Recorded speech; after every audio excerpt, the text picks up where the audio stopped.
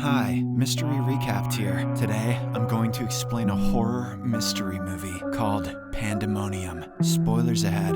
Watch out and take care.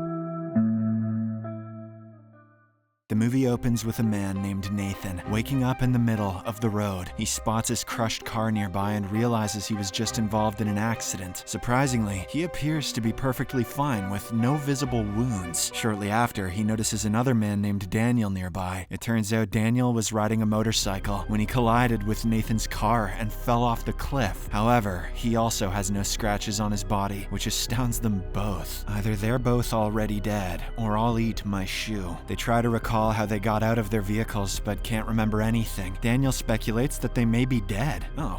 And that this is the afterlife. However, Nathan refuses to believe this and asks him to stop talking nonsense. He then goes to check the car, which is completely upside down. As he peeks inside, he notices his own dead body, which leaves him in utter shock. Both men begin to freak out and realize that they are indeed dead. Yes. Daniel claims that his wife warned him about the motorcycle, but he didn't listen. He expresses his love for her and says that he will miss her. Meanwhile, Nathan still refuses to accept his death, saying he is too young to die. He reveals that he recently got a promotion and was living a wonderful life. Daniel wonders why Nathan didn't mention his wife, but the latter dodges the question. Shortly after, a car pulls up in front of them, and Nathan feels very hopeful. He states that if they are taken to the hospital, they might still be revived. A man then gets out of the car, and Nathan tries his best to speak with him. However, both men are unnoticed, revealing that they are not visible to common people. The random man simply grabs some money from Nathan's wallet and drives away, shocking the duo. As they contemplate what to do next, Nathan admits that he killed his wife, but he swears to God that it was out of compassion. Just then, Daniel starts hearing melodious music, which Nathan doesn't hear. A white door appears, and suddenly the entire area is covered in snow. As they carefully walk toward the white door, a red one opens nearby. Nathan hears terrible screams coming from the red door, which Daniel does not hear. Seeing this, the two conclude that the white door is the gate to heaven, while the red door must lead to hell. This means that Nathan is going to hell for killing his wife. He justifies his actions by claiming she was seriously ill and wanted to die. Daniel admits that he has no right to judge him and only wants to go through the white door to heaven. Nathan abruptly pushes him aside and attempts to enter the white door alone, but nothing happens. Seeing this, Daniel says that if he wants to go to heaven, he must behave better. Nathan then apologizes to Daniel for accidentally running over his motorcycle. The latter says it's fine because he was also distracted by a small girl playing on the road. The two men hug each other and say their goodbyes. Daniel then tries to cross the white door, but nothing happens again. He tries several times without success, and he soon begins hearing screaming sounds. Just then, a little girl approaches them and asks if they have seen her mother. It turns out that this is the same girl Daniel saw earlier, and she has also passed away. She reveals that she was hit by a motorcycle and cannot recall what happened after that. Hearing this, Daniel begins to panic and claims it was an accident because he was a bit drunk, but Nathan insists that it was murder because his carelessness ended the life of an innocent child. Following this, the men try to guide the little girl to the white door, hoping to enter together, but she refuses to follow the strange men and begins to scream. In the end, Daniel drags her and throws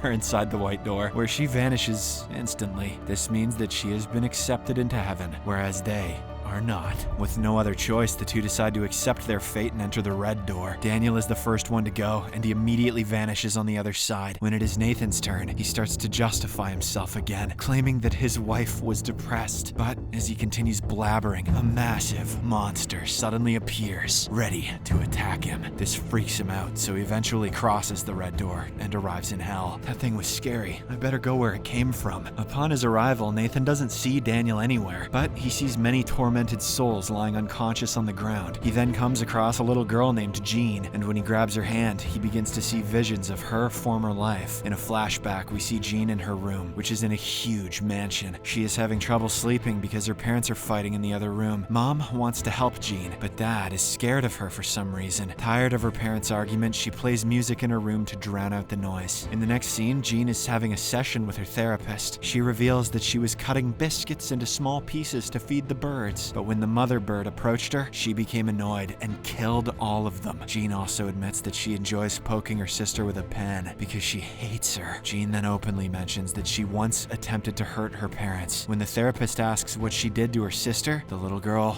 remains silent. The scene shifts to the mansion when Jean awakens and demands breakfast at the dining table. However, no one comes to serve her, which she finds strange. She then enters the living room and notices her parents' dead bodies on the ground. But Jean doesn't seem to be scared, and she casually kisses her mother goodbye. After some time, she makes some jam sandwiches and goes to her basement. Jam sandwiches? That's what she went to hell for. She meets with a terrifying and deformed man whom she calls Tony the Monster. As Jean feeds him, she reveals that both her parents are dead, so he can now live with her upstairs. In the following scene, Tony arrives upstairs and is overjoyed to see sunlight for the first time in his life. He then changes into clean clothes and enters the living room where the bodies of the parents are still lying. Jean asks for his help in moving them, to which he gladly agrees, but she soon stops him and says she has a surprise for him first. Later, we see Jean perform on stage with her deceased parents in the audience. She announces that she awoke this morning to discover them dead on the floor. She then summons Tony to the stage and declares that he was the one who killed them and will be punished. The deformed man claims he's innocent as he was locked up in the basement, but he still plays along and pretends to die by hanging himself. Afterward, Tony brings the mother's dead body and places it under Jean's bed as per her instructions. She then looks in the mirror and states how attractive she is and that all of her friends are jealous of her. Tony also tries to see himself in the mirror, but he is unable to. This means that he doesn't exist in real life and is only in Jean's imagination. My imaginary friend was Vegeta. Tony the Monster is one hell of a choice. In the afternoon, the two go to the dining room and begin eating jam sandwiches again. God damn it. They also have a fruitful conversation about their hobbies and interests. Just then, a delivery man shows up at their door. He has brought along a package and he needs an adult's signature to deliver it. Since Jean is too young to sign for it, she calls out to Tony several times. He obviously doesn't answer, so the delivery man leaves, saying that he'll return some other day. Following this, Jean goes to the dining table, but realizes that Tony is gone. She desperately searches the house for him, but cannot find him anywhere. Eventually, she discovers him eating her father's body in the living room. Tony doesn't want her to see him like this, so he yells at her to close the door. Don't look at me! In the evening, Jean approaches her younger sister Claire, who is engaged in drawing. The latter inquires about their mom, but Jean casually reveals that Tony murdered their parents. The latter inquires about their mom, but Jean casually reveals that Tony murdered both their parents. She further explains that Tony is hungry again and wants to eat her. Claire becomes scared upon hearing this, but Jean assures her that it will be painless and leads her to the kitchen. She then puts her little sister in the oven, saying it's going to be over soon. Moments later, Claire begins to scream in agony, while Jean leaves the kitchen, cheerfully singing a song. I liked this movie better when it was about Nathan. The scene then returns to hell, where Nathan shudders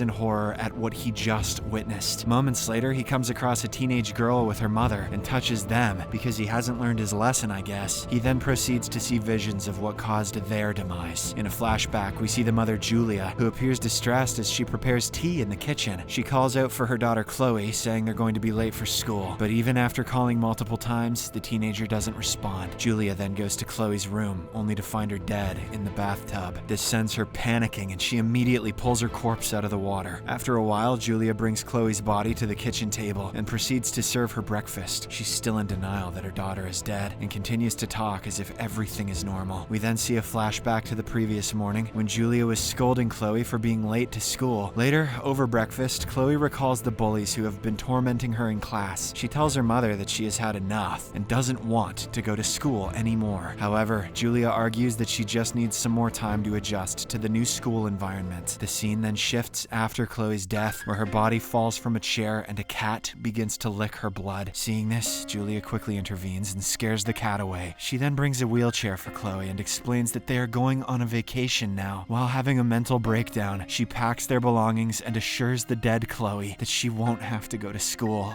anymore. She promises to tutor her from now on and states that everything will be okay. Right about now, I need someone to tell me that. Following this, Julia opens the front door to leave, but suddenly sees a brick wall, which scares her. We then see another flashback of Chloe being bullied at school. She is hiding in a bathroom stall as the bully girls force her to open the door. When she finally comes out, they start to mock her for being wealthy and acting like a princess. They force her to kneel before them and even lick their shoes. To make matters worse, they record everything and decide to share it on social media. The scene returns to the house where Julia opens the door to see a neighbor standing in front of her. She is very confused because realizes there was just a brick wall there seconds ago. The neighbor is very concerned about Chloe and demands to see her, but Julia insists that everything is fine and that they are leaving for a trip. Because of her weird behavior, the neighbor eventually bursts in and discovers Chloe's dead body on the chair. In the following scene, Julia is seen driving her car with Chloe's lifeless body in the passenger seat. She tells her daughter that when she was born, she didn't expect her to live more than a day because she was very sick. However, Chloe eventually made it due to her strong willpower. Julia then promised to herself that she would give her daughter the best life possible, but now that she has failed, there's no point in living anymore. Julia finally accepts Chloe's death and deliberately crashes her vehicle into a tree. Sometime later, she wakes up to find several cops around her. They try to help her out, but she pushes them away. Julia asserts that she isn't going to live without her daughter and continues to scream. However, the angry cops eventually manage to drag her out. Back in hell, Nathan is very disturbed seeing the vision, so he covers the bodies of the two women. He then lies down on the ground, patiently waiting for his demise. But moments later, a devil appears and announces that he will guide him to his punishment. Nathan once again begins to justify what happened to his wife. He explains that she was very sick and begged him to end her life. However, the devil ignores his words and orders him to keep moving. He informs Nathan that his first punishment is semi-isolation, which will allow his soul to forget his past memories and become pure spirit. Nathan then walks into a room where more dead bodies lie on the floor. The devil explains that he will have to stay here for 4,000 years, after which he will face another punishment. Nathan attempts to protest, but the devil suddenly vanishes. Not long after, a deformed creature named Billy emerges from the corner of the room and asks Nathan if he's his new toy. The latter denies it and begs him not to hurt him. However, Billy excitedly rushes forward